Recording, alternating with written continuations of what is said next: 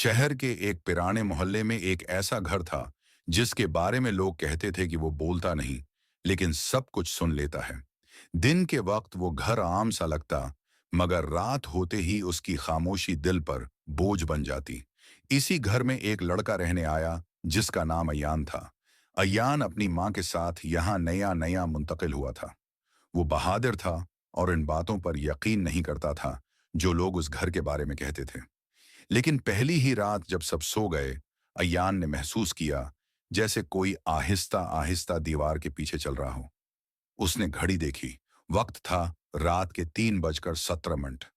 अचानक पुराने कमरे में रखी घड़ी जोर से बज उठी। ठिक, ठिक, ठिक। अय्यान घबराकर उठा और हाल की तरफ गया। वहां दीवार पर एक पुरानी तस्वीर लटक रही थी जो उसने पहले कभी नहीं देखी थी। तस्वीर में एक छोटा लड़का था जिसका चेहरा बिल्कुल अय्यान जैसा था। तस्वीर के नीचे लिखा था, जो सच बोलता है अक्सर तन्हा रह जाता है। अय्यान का दिल तेजी से धड़कने लगा। अगली रात वो जानबूझकर जागता रहा। ठीक 3:17 पर उसने एक धीमी आवाज सुनी। क्या तुम मुझे सुन सकते हो? अय्यान ने हिम्मत करके कहा, हाँ, मैं सुन सकता हूं।